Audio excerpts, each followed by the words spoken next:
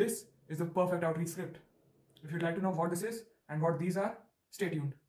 So hey guys, it's Tim from Vibrio Leads, and today we're going to be discussing how to craft the best outreach message and script possible. This video will not only include the first outreach message that you send, but also what to say after that, how to qualify properly, and how to make sure they actually book the call. Okay, so let's get right into the video. And my hair looks awful, but I am Professor Dwivedi, so let me just wear my cap. Okay, so let me just remove my head. Okay, yeah. So just like all Vibrio Leads video, this is not going to be a fancy web presentation. This will be just pure breakdown of what you have to say, what you have to do. Just remember this one word, HOCOM. Okay, I know it sounds ridiculous, but I'll break it down to you. Okay, so the word HOCOMs, the acronym HOCOM stands for Human Offer Confirm Money. No, I'm not a human trafficker, and this is not a deal. Please, IRS, FBI, CIA, CBI, don't arrest me, please. Anyway, let me explain. So the first message is meant to be human. This is the ingredient right here. It's in green. It's in green because that's what will get you like empathy. It is because of the first message that people will reply and maybe empathize with you. So the outreach message should be as human as possible. Okay. So let's get right into discovering what are these four things and how to actually apply them. So this is the doc which I'll be referring to. So this is the first message where you'll try to seem human. Hey, hey name, it's Tim. I think you should. It's better to add your first name just because like they knew it's coming from human. I know you don't know me. This also works really well. I just started using this last week and the responses are better. I know you don't know me, but I just found company. If you have company, you can like add the personalization and on Instagram. Like many people do ask that where did you find me? Where did you get this number? So that's why I just add that. Sometimes I add this that I just found you on Instagram. I can get you featured in for Forbes podcast to get you more traction for your nonprofit. Can I call you this week? Can I call you this week? Is a good CTA, very human. Okay, and like then it's your offer. I can get you this, and on like this is a. I think this is a good like this is a message which is worth replying to in my opinion. Like I have been getting a decent amount of replies for this message, positive replies.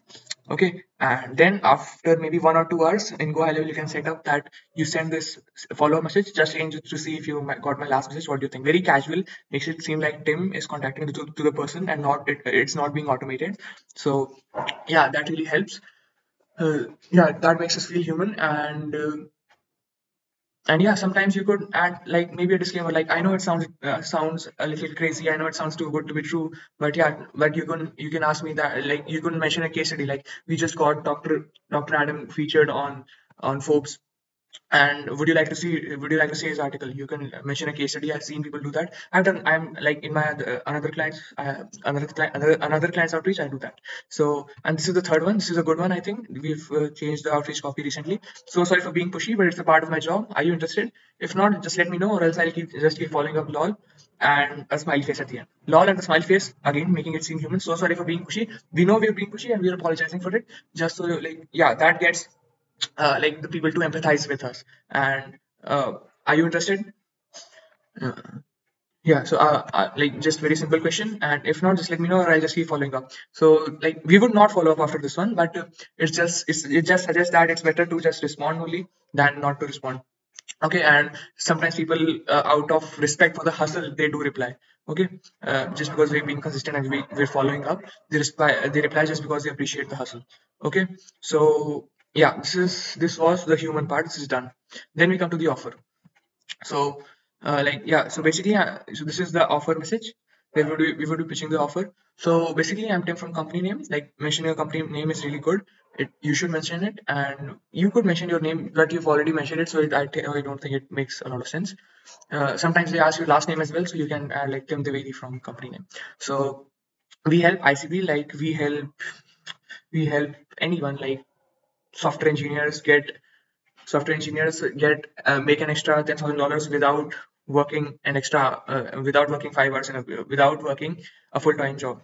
Okay, so yeah, this is your basic offer framework borrowed from Alex Hormozy. In PR, if we say that there aren't many end result without pain, so the end result is the feature itself.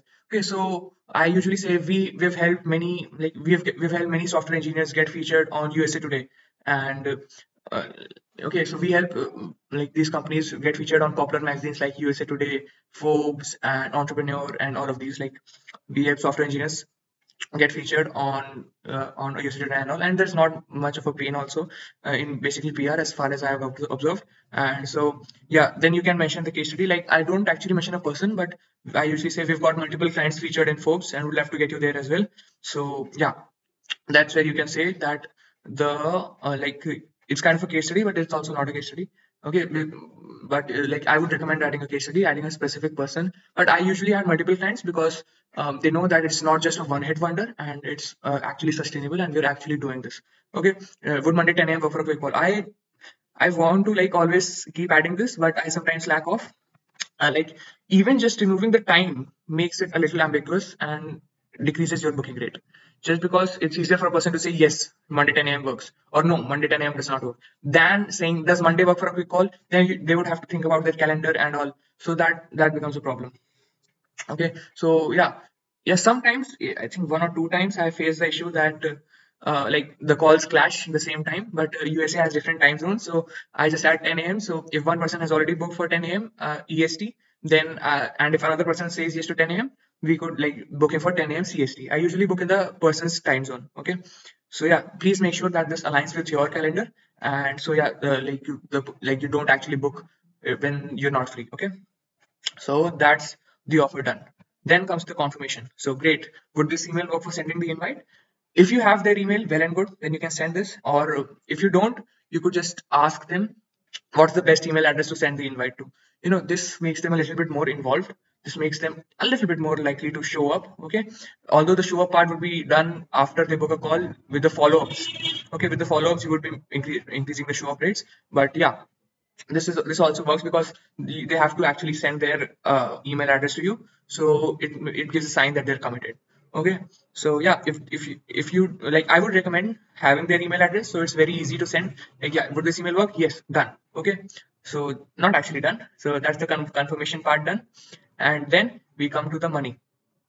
This is in red because this right here, confirmation, sorry, money. This is in red because what we're going to say now is going to decrease our booking rate, and it's important to save our time and their time as well. It's for the greater good. Okay, this is also just letting you know that the call would be free, but the feature would involve a cost. All right, so I usually send these two together. This is because a message like this sometimes makes people think that it's actually a reporter from the company, like, or it's actually a reporter from Forbes. It's Forbes reaching out to them. So yeah, just I like, or many times I've seen people say that like think that the call is free, and then they come on with my client, and then my client has to waste his time and has to explain them that it hasn't it hasn't worked, or like it isn't free. Okay, so yeah, I just say that the feature would involve a cost. It does reduce the response rate, but making money is more important than getting more calls. Okay, we would rather have calls with those who actually want PR. Okay, so yeah, that's pretty much it. So these are the 4 ingredients. The first one, human.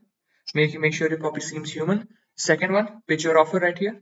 And third one, confirm what's the best email, what's the best time to send them an invite. And the third, make sure that they actually have the money. So yeah, well, thanks for coming to Professor Dwivedi's lab. So yeah, these are the 4 ingredients, and when you combine them together, you make the best outreach copy and script ever.